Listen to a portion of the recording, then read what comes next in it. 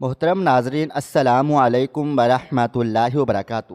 میرا ٹرکوں کا ہوٹل تھا۔ مسافر گاڑیاں اور مسافر رات دیر تک رکتے اور کھانا پینا کر کے چلے جاتے تھے۔ ایک روز ایک نوجوان موٹر سائیکل سوار اپنی بوڑھی ماں کو میری ہوٹل پر اتار کر پنکچر لگوانے گیا۔ صبح سے رات ہو گئی، وہ بوڑھی عورت بار بار رو رو کر اس نوجوان کی راہ دیکھتی رہی مگر وہ نہ آیا۔ میں اس عورت کو اپنے گھر لے گیا۔ جیسے ہی میری ابا کی نظر اس عورت پر پڑی، وہ بھاگ کر اس سے لپٹ گئے۔ یہ دیکھ کر جب میں نے غصے سے ابا کو اس سے دور کرنا چاہا تو یہ سن کر میں زمین میں گڑ گیا کہ وہ آج معمول کا ہی دن تھا۔ صبح 9 بجے میں نے اپنے ہوٹل کے دروازے کھول دیے تھے۔ رات ٹھہرے ہوئے مسافر ابھی ہوٹل کے اندر ہی تھے اور آنے والے مسافروں کی اب لائن لگ گئی تھی۔ میرا ہوٹل ہائی وے کے بعد تھا، اسی لیے ہر وقت رش ہی لگا رہتا تھا۔ ابھی میں نے دروازے کھولے ہی تھے جب ایک گاڑی آ کر رکی تھی۔ اس میں ایک پوری فیملی موجود تھی۔ سب لوگ اتر کر ہوٹل کے اندر آ گئے تھے۔ میرے انتظامیہ نے ان لوگوں کو سنبھال لیا تھا۔ میں آج باہر ہی بیٹھ گیا تھا۔ نہ جانے کیوں صبح سے ہی مجھے عجیب بے چینی نے گھیرا ہوا تھا۔ فجر کی نماز پڑھتے وقت میں خوب رویا تھا۔ کیوں رویا تھا مجھے خود معلوم نہ تھا، بس لگاتار آنسو بہتے جا رہے تھے، اس لیے دل بہت عجیب کیفیت میں مبتلا تھا۔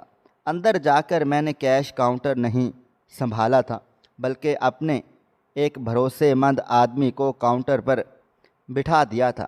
ابھی کچھ ہی دیر گزری تھی جب ایک بائک آ کر میرے قریب رک گئی تھی۔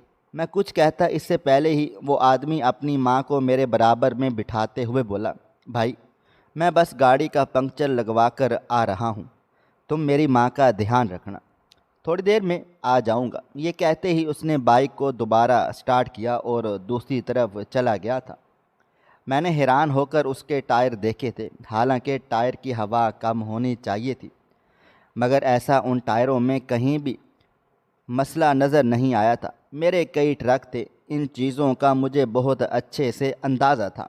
جب کہ وہ بوڑھی عورت میرے برابر میں بیٹھتے ہوئے بولی، بچہ ہے، گھر سے نکلا تھا، جب سے ہی بول رہا تھا کہ ٹرک والے ہوٹل پر ٹھہریں گے، وہاں پر میں اپنی گاڑی ذرا صحیح کرواؤں گا، حالانکہ ابھی ہم دونوں یہاں تک آئے ہیں، کوئی مسئلہ نہیں ہوا۔ میں نے کہا بھی تو ڈانٹ رہا تھا، کہنے لگا رستہ آگے لمبا ہے، آپ بیٹھ جاؤ۔ اس عورت کی بات سن کر میں فوراً بولا، آپ لوگ کہاں جا رہے ہیں؟ جب کہ وہ بوڑھی عورت اپنا آنچل سنبھالتے ہوئے بولی، معلوم نہیں بیٹا، اس نے کہا تھا کہ آج گھومنے پھرنے چلتے ہیں۔ اماں، حالانکہ میری طبیعت بھی ٹھیک نہیں ہے، سمجھا رہی تھی لیکن سنتا کب ہے، بس چیختا چلاتا رہتا ہے، کام سنتا ہے نا۔ مجھے وہ بھی عورت کافی معصوم تھی اور اسے دیکھ کر ہی پتہ چل رہا تھا۔ میں کچھ سوچ کر بولا، آپ نے کھانا وغیرہ کھایا ہے؟ میری بات سن کر اس نے سر نفی میں ہلایا تھا اور بولی، ہاں، فجر کے وقت ایک ڈبل روٹی کا پیس کھایا تھا مگر اب بھوک لگ رہی ہے۔ بیٹے نے کہا تھا کہ کسی ڈھابے سے کھلا دے گا، شاید ابھی گاڑی صحیح کروا کر آئے تو تمہارے ہوٹل سے ہی کچھ کھائیں گے۔ جبکہ میں سر ہاں میں ہلا کر خاموش ہو گیا تھا۔ تھوڑی دیر کے بعد میرا ایک آدمی اندر سے آیا تھا اور مجھے دیکھتے ہوئے بولا، بھائی وہ بڑی فیملی جو آئی ہے وہ رکنے کے لیے کمرہ مانگ رہی ہے، آپ آ کر ذرا ڈیل کر لو، تھوڑی بارگیننگ کر رہے ہیں۔ میں نے سر کو ہلکی سی جنبش دی اور اس بوڑھی عورت کو دیکھتے ہوئے بولا، اماں تم یہیں بیٹھو، میں ابھی آتا ہوں، کہیں جانا مت۔ جبکہ وہ فوراً ہی ہاتھ اٹھا کر بولی، ہاں ہاں بیٹا، میں کہاں جاؤں گی، اپنے بیٹے کا انتظار مجھے یہیں پر کرنا ہے، اگر آگے پیچھے ہو گئی تو پھر چلائے گا۔ اس عورت کی بات سن کر میں نے ہاں میں سر ہلا دیا تھا اور خاموشی سے اندر آ گیا تھا۔ مجھے ایسے نوجوان سخت زہر لگتے تھے جو اپنی ماں پر چلاتے تھے۔ میں بچپن میں ہی اپنی ماں کھو چکا تھا، مجھے معلوم تھا ماں کھونے کا درد کتنا طویل ہوتا ہے، زندگی کتنی ویران ہوتی ہے، یہ صرف مجھے معلوم تھا۔ گھر کا کھانا کبھی مجھے میسر ہی نہیں ہوا تھا، اسی وجہ سے میں نے ایک ڈھابا کھولا ہوا تھا جہاں پر میں ماں کا ہاتھ کا کھانا بیچتا تھا۔ میں نے شیف بڑے بڑے مرد نہیں رکھے ہوئے تھے بلکہ عورتیں رکھی تھیں جو ایک محبت بھری مٹھاس کھانے میں ملا کر میرے آنے والے گاہکوں کو پیش کیا کرتی تھی۔ اندر آ کر میں نے اس فیملی کو نمٹایا تھا۔ میں باہر آیا تو وہ عورت کہیں پر بھی موجود نہ تھی۔ میری جان حلق میں اٹک گئی تھی۔ وہ نوجوان اپنی ماں میرے بھروسے چھوڑ کر گیا تھا۔ مجھے افسوس ہونے لگا۔ میں اس عورت کو ہوٹل کے اندر لے جاتا۔ میں نے فوراً چاروں طرف نظریں دوڑائیں تو مجھے کہیں بھی نظر نہیں آ رہی تھی۔ میرے ہاتھ پاؤں ٹھنڈے پڑنا شروع ہو گئے تھے۔ ہوٹل کے دروازے پر کھڑا ہو کر میں غصے سے چلایا تھا، باہر آؤ۔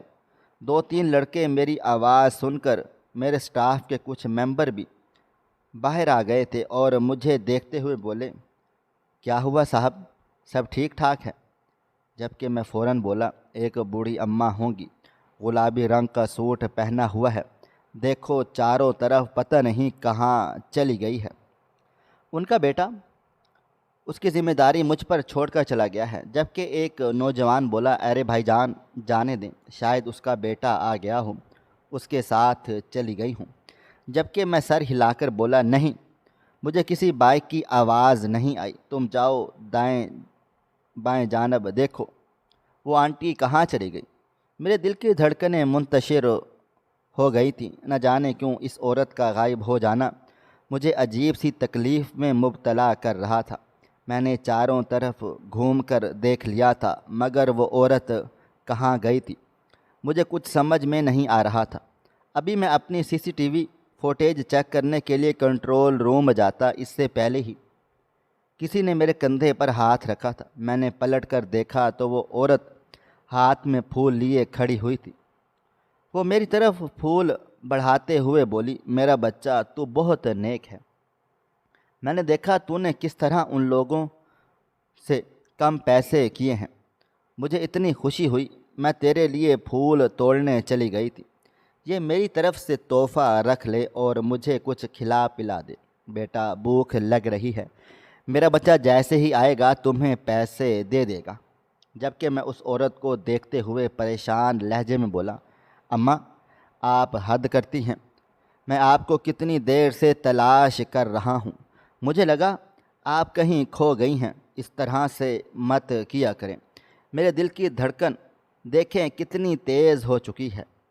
میرے کہنے کی دیر تھی کہ اس عورت نے پیار سے میرے بالوں میں ہاتھ پھیرا تھا اور میرا چہرہ چھوتے ہوئے بولی، ارے شہزادے، اس طرح سے پریشان کیوں ہوتے ہو؟ میں کہیں دور تھوڑی جاؤں گی۔ میں نے تو تمہیں کہا تھا نا کہ میں کہیں بھی نہیں جا سکتی، اگر گئی تو میرا بیٹا چلائے گا۔ اب تو مجھے کچھ کھلا دے، مجھے میری دوا بھی لینی ہے۔ اس عورت کی بات سن کر میں نے ان کا ہاتھ تھاما تھا اور اسے لیے اندر کو آ گیا تھا۔ اسے ایک بہترین ٹیبل پر بٹھاتے ہوئے بولا، اماں بتاؤ کیا کھاؤ گی، میں خود تمہیں لا کر دوں گا۔ جبکہ وہ بولی، میں زیادہ مرچی کا کھانا نہیں کھاتی، میرے حلق میں مسئلہ ہے، تم مجھے کچھ سادہ سا لا دو یا میٹھا لا دو۔ جبکہ میں فوراً سے بولا، آپ کو شوگر تو نہیں؟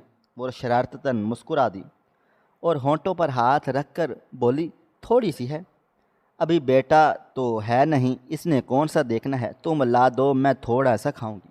جبکہ میں فوراً سے بولا، ہرگز نہیں، اگر آپ کو شوگر ہے تو میں آپ کو بالکل بھی نہیں میٹھا دوں گا، ہاں آپ کے لیے میں کچھ دلیے کا بندوبست کرتا ہوں۔ جبکہ وہ فوراً ہی منہ بنا کر بولی، نہیں نہیں، دلیا نہیں کھانا، مجھے کچھ اچھا لاؤ جس سے میرا منہ اچھا ہو جائے، ہاں لیکن تھوڑا کم مسالے کا لانا، مرچی لگتی ہے۔ جبکہ اس عورت کو میں نے تھوڑا غور سے دیکھا تھا، نہ جانے کیوں یہ الفاظ مجھے کچھ سنے سنے معلوم ہوئے تھے۔ میں نے سر جھٹک کر اپنے قدم کاؤنٹر کی طرف بڑھا دیے اور فوراً ہی ایک آدمی کو میں نے سادہ چاول بوائل کرنے کا حکم دیا تھا تاکہ وہ عورت سکون سے کچھ کھا پی سکے۔ وہ ابھی بھی کاؤنٹر کی طرف ہی دیکھ رہی تھی۔ میں نے ہلکی مسکراہٹ دی تو وہ مسکرا کر سر جھکا گئی تھی۔ نہ جانے کیوں اس عورت سے مجھے ایک عجیب انسیت محسوس ہو رہی تھی۔ انہیں دیکھ کر ایسا گمان ہو رہا تھا جیسے میں ان سے پہلے بھی مل چکا ہوں۔ میں نے بے اختیار گھڑی کی طرف دیکھا تھا۔ ٹائم کافی ہو گیا تھا، اس کے بیٹے کو اب تک آ جانا چاہیے تھا۔ میری دکان سے پنکچر کی دکان زیادہ دور نہ تھی، پھر اس کے بیٹے کو اتنی دیر کیوں لگ رہی تھی؟ یہی خیال ہی مجھے بے چین کر چکا تھا۔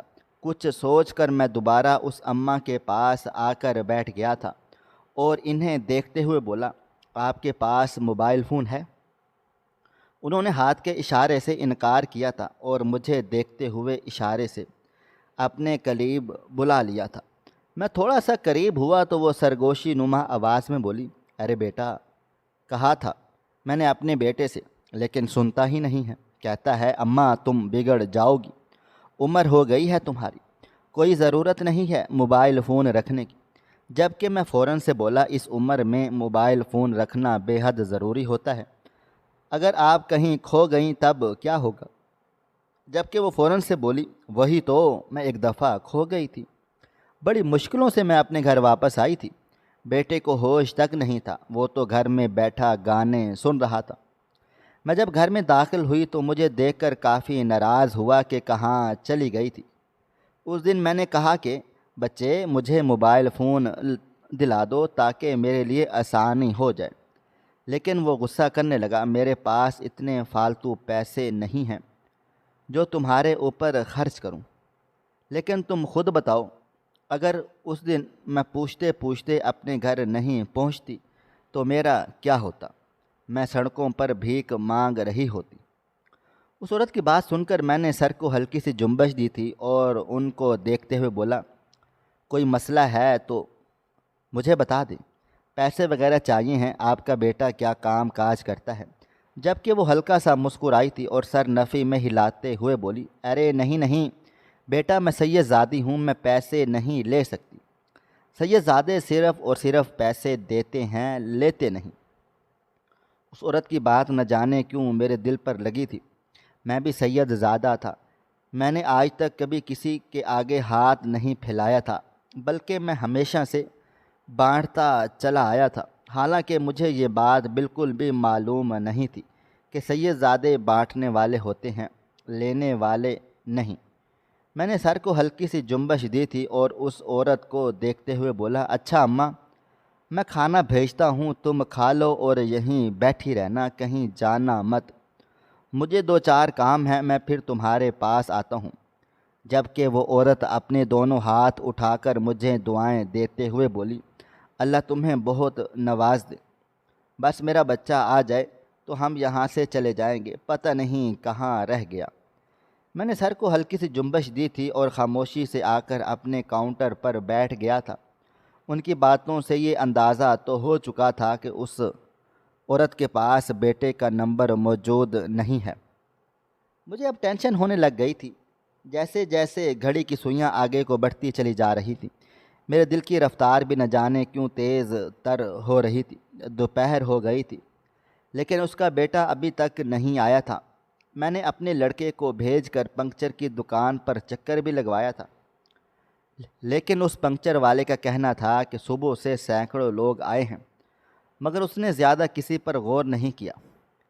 میں نے ایک بار خود جا کر بھی اس پنکچر والے سے بات چیت کی، اس کو اس کا حلیہ بتا دیا، لیکن اس نے یہی بولا، نہیں بھائی، ہمارے پاس تو ایسا کوئی بھی شخص نہیں آیا جس طرح کا آپ حلیہ بتا رہے ہیں۔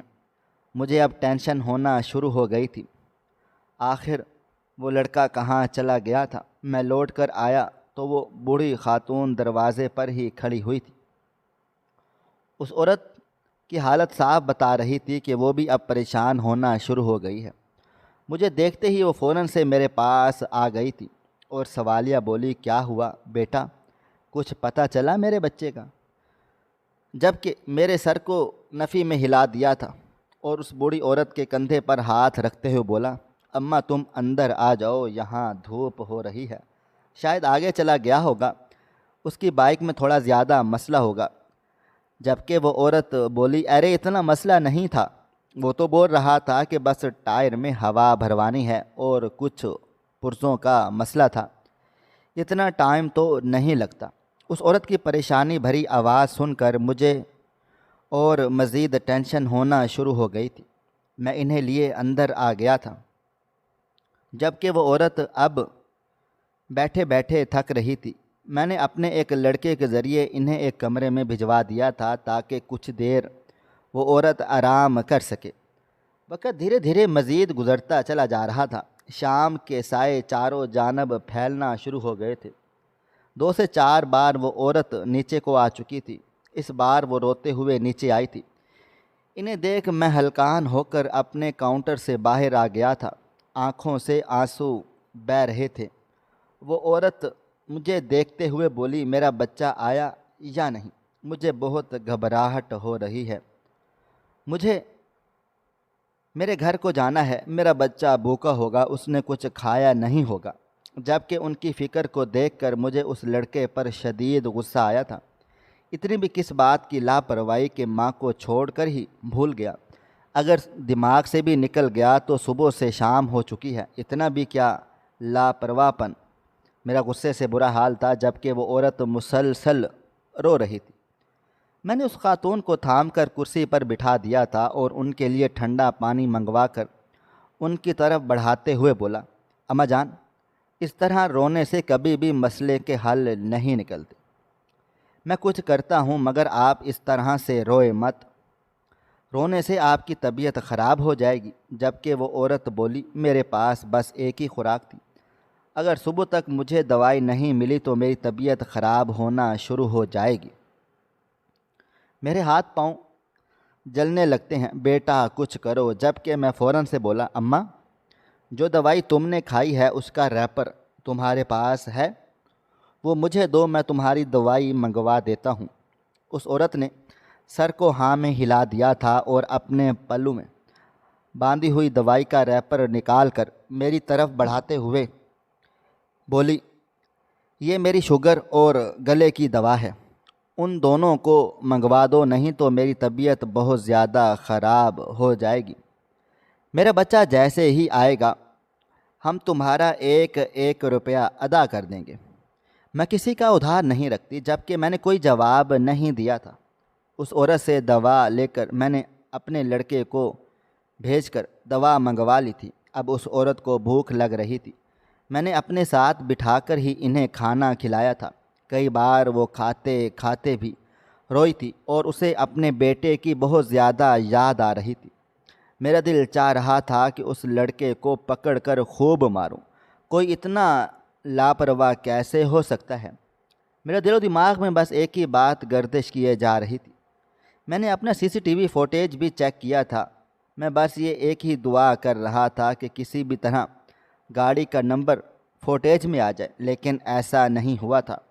اس کا صرف سامنے کا حصہ ہی فوٹیج میں قید ہوا تھا، جس کی وجہ سے میں یہاں سے بھی ہاتھ دھو بیٹھا تھا۔ رات اب مزید طویل ہوتی چلی جا رہی تھی۔ وہ عورت اب تھک رہی تھی، آنکھیں بند ہو رہی تھیں۔ یقیناً دوا کا نشہ طاری ہو رہا تھا۔ تھک ہار کر میں نے اس عورت کو دیکھتے ہوئے بولا، اماں، ایک کام کرو، تم میرے ساتھ میرے گھر چل رو۔ اس طرح تمہیں یہاں چھوڑ کر جانے کا میرا من نہیں ہے۔ پتہ نہیں کیوں اس عورت کے ساتھ میں بالکل بھی سختی سے پیش نہیں آ پا رہا تھا۔ حالانکہ میں بہت ہی سخت انسان تھا۔ میرا پورا عملہ مجھ سے گھبراتا تھا۔ کوئی ایک بھی میری آنکھوں میں آنکھیں ڈال کر بات نہیں کر پاتا تھا۔ لیکن اس عورت کے ساتھ میں بالکل بھی سختی سے پیش نہیں آ پا رہا تھا۔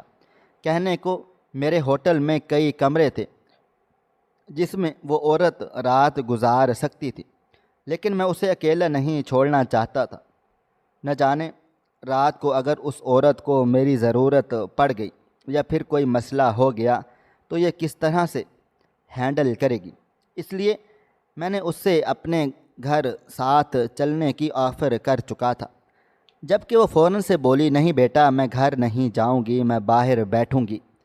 میرا بچہ آ جائے گا، وہ بھول گیا ہے، اکثر چیزیں بھول جاتا تھا وہ۔ جبکہ اس عورت پر مجھے اب بے تحاشا ترس آیا تھا۔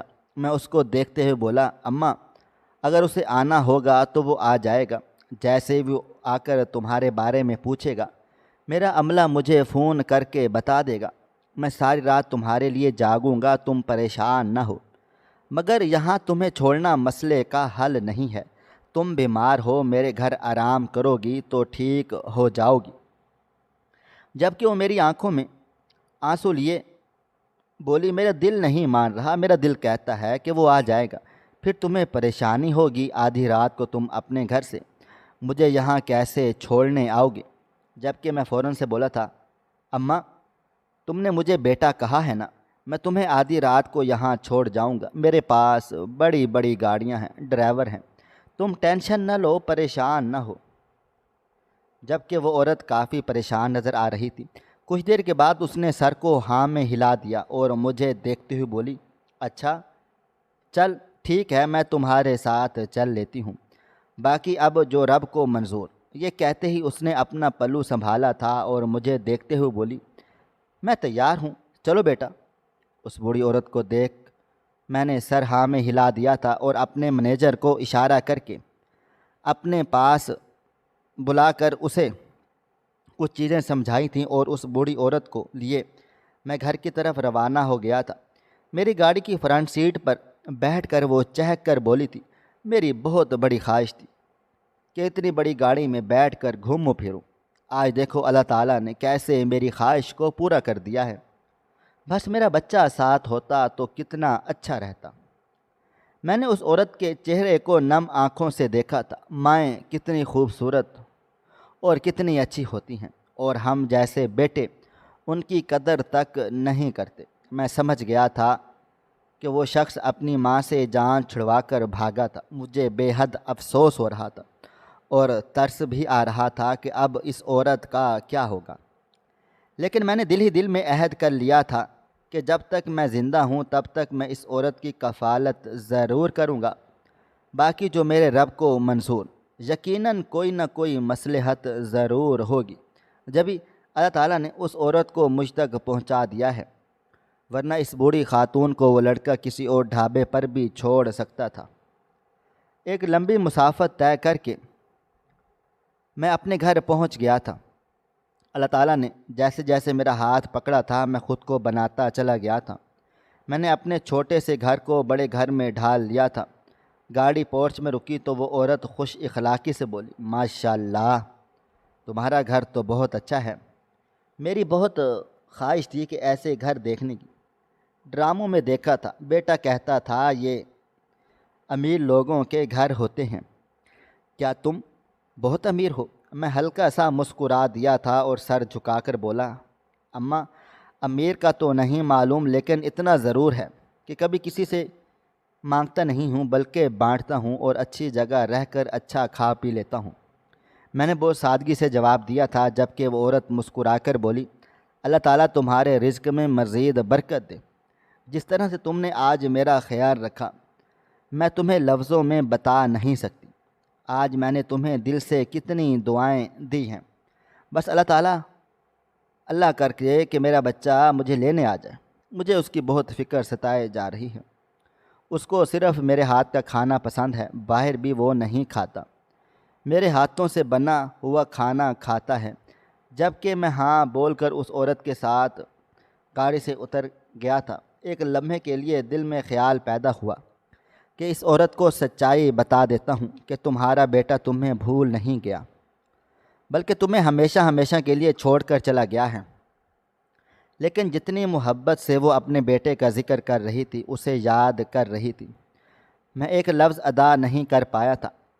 میں نے چپ رہنے میں ہی عافیت جانی تھی۔ میں اس عورت کا ہاتھ تھام کر بولا، اماں آؤ اندر کو چلتے ہیں، پھر تم چائے وغیرہ پی کر سو جانا۔ جب کہ وہ فوراً سے سر نفی میں ہلاتے ہوئے بولی، ارے نہیں نہیں بیٹا، اس کی ضرورت نہیں ہے، میں بس اب آرام کروں گی، لیکن جیسے ہی میرے بچے کا فون آ جائے تم مجھے جگا دینا، کہیں تم سمجھو کہ اماں سو رہی ہیں تو اسے صبح جگاؤں، میں آدھی رات کو بھی اٹھ جاؤں گی، میرے بچے کو انتظار مت کروانا بس تم۔ جب کہ میں کچھ بھی نہیں بولا تھا اور اس عورت کو لیے اندر کو آ گیا تھا۔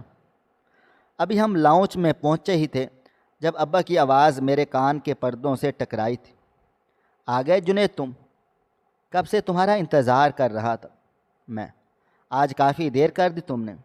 جب کہ میں پلٹا تو ابا سامنے ہی کھڑے ہوئے تھے۔ میں مزید کچھ کہتا اس سے پہلے ہی ابا بولے، یہ عورت کون ہے تمہارے ساتھ؟ جب کہ میں ابھی جواب دیتا اس سے پہلے ہی وہ بوڑھی عورت پلٹی تھی۔ آنکھوں میں آنسو تھے، چہرہ مرجھا سا گیا تھا، جب کہ میرے ابا اگلا سانس لینا بھول گئے تھے۔ میں ان دونوں کی شکل حیران ہو کر دیکھے جا رہا تھا۔ اچانک ہی میرے ابا دوڑتے ہوئے اس عورت کے پاس چلے آئے تھے۔ میں کچھ سمجھتا اس سے پہلے ہی انہوں نے اس عورت کو اپنے گلے سے لگا لیا تھا اور پھوٹ پھوٹ کر رونے لگ گئے تھے۔ ان کا رونا میری سمجھ سے باہر تھا۔ وہ عورت بالکل خاموش تھی، لیکن اس کی بھی اب گھٹی گھٹی سسکیوں کی آواز آنا شروع ہو گئی تھی۔ یہ دونوں ایک دوسرے کو جانتے تھے، مگر رو کیوں رہے تھے؟ یہ بات میری سمجھ سے باہر تھی۔ مجھے اچانک ہوش آیا تھا، یہ بہت ہی نامناسب حرکت تھی۔ وہ عورت مجھ سے کئی گنا عمر کی تھی، مگر اس کے باوجود میں نے انہیں گلے سے نہیں لگایا تھا۔ اپنے ابا جان کو ایسا کرتا دیکھ مجھے عجیب شرم آ گئی۔ میں نے فوراً سے ان دونوں کو علیحدہ کیا تھا اور ابا جان کو دیکھتے ہوئے غصے سے بولا، یہ کیا بےہودگی ہے؟ ابا کیا ہو گیا ہے آپ کو؟ کس طرح سے آپ بیہیو کر رہے ہیں؟ تھوڑا سا لحاظ رکھ لیں، وہ ہماری مہمان ہے۔ میری بات سن کر میرے ابا بولے، یہ مہمان نہیں ہے، یہ ہمارے گھر کا فرد ہے۔ زلیخا مجھے معاف کر دو، میں تمہارے آگے ہاتھ جوڑتا ہوں۔ تم کہاں چلی گئی تھی؟ تمہیں معلوم ہے میں نے تمہیں کہاں کہاں نہیں ڈھونڈا؟ دیکھو میرے دل کی دھڑکنیں کتنی تیز ہو رہی ہیں۔ وہ اس عورت کا ہاتھ تھام کر اپنے دل کے مقام پر رکھتے ہوئے بولے، جب کہ میں نے فوراً اپنے باپ کو دور دھکیلا تھا اور ان کی آنکھوں میں دیکھتے ہوئے بولا، یہ کیا بولتے جا رہے ہیں آپ؟ یہ عورت میرے ڈھابے پر آج اپنے ایک بیٹے کے ساتھ آئی تھی اور غلطی سے وہیں پر رہ گئی۔ یہ ہمارے گھر کا فرد کیسے ہو سکتی ہے؟ آپ کو کوئی غلط فہمی ہوئی ہے؟ جب کہ وہ سر نفی میں ہلاتے ہوئے بولے، جنید یہ کوئی اور نہیں بلکہ تمہاری ماں ہے، یہ میری بیوی ہے، یہ زلیخا ہے، میری زلیخا۔ یہ کہتے ہی ابا جان زمین پر بیٹھ گئے تھے، جب کہ وہ عورت بھی میرے باپ کی طرف بڑھتے ہوئے بولی، شمس تم ٹھیک ہو نا؟ مجھے یقین نہیں آ رہا تم زندہ ہو۔ ان کی باتیں سن کر مجھے جھٹکے پر جھٹکے لگ رہے تھے۔ وہ عورت میری ماں ہے، لیکن میری ماں تو بچپن میں مر چکی تھی۔ میرے باپ نے تو مجھے یہی بتایا تھا، لیکن یہ پھر زندہ کیسے ہو گئی؟ جب کہ وہ روتے ہوئے بولی، مجھے معاف کر دو شمس، میں نے تمہارے بعد دوسری شادی کر لی، میرا ایک بیٹا بھی ہے، مجھے معاف کر دو۔ مجھ سے بہت بڑی غلطی سرزنش ہو گئی ہے۔ جب کہ میرے ابا بولے، نہیں نہیں، تمہاری اس میں کوئی بھی غلطی نہیں ہے، غلطی میری ہے۔ تم نے اچھا کیا دوسری شادی کر لی، مجھے نہیں پتہ اس میں برائی ہے یا نہیں، لیکن میں بہت زیادہ خوش ہوں۔ عمر کے اس حصے میں تم مجھے واپس مل گئی ہو۔ دیکھو میرے ہاتھ کب کپا رہے ہیں۔ جب کہ میں اب ان دونوں کے قریب بیٹھ گیا تھا اور اپنے ابا کو دیکھتے ہوئے بولا، یہ آپ دونوں کیا باتیں کر رہے ہیں؟ مجھے بتائیں، آپ نے تو کہا تھا کہ اماں مر چکی ہیں۔ جب کہ وہ فوراً سے بولے، مجھے لگا تھا کہ تمہاری اماں مر گئی ہوگی، لیکن میرے دل ہمیشہ سے کہتا تھا کہ تمہاری اماں زندہ ہیں۔ دراصل میں اور تمہاری اماں، تمہیں معلوم ہے، ہم دونوں بم دھماکے میں بچھڑ گئے تھے۔ یہ کہاں چلی گئی، میں کہاں پہنچا، مجھے خود معلوم نہ تھا۔ مجھے میرے دوستوں نے بچا لیا تھا، لیکن میں تمہاری اماں کو ڈھونڈتا رہ گیا تھا۔ یہ مجھے نہیں ملی تھی، مجھے یہی لگا تھا یہ مر کھپ گئی ہے اور اس کے چیتھڑے اڑ گئے ہیں، جس کی وجہ سے میں نے سمجھوتا کر لیا تھا اور ان کی یاد میں دوسری شادی نہیں کر پایا، اور مجھے لگا تھا کہ میں زلیخا سے ہاتھ دھو بیٹھا ہوں۔ جب کہ وہ عورت فوراً سے بولی، ایسا ہی میرے ساتھ ہوا تھا، مجھے بھی یہی لگا تھا کہ میرے ابا مر گئے ہیں، اس لیے جس آدمی نے میری جان بچائی تھی میں نے اس کے ساتھ نکاح کر لیا تھا۔ یہ سب لا علمی میں ہوا، میں باخدا اس بات سے ہرگز بھی واقف نہیں تھی کہ میرا شوہر زندہ ہے۔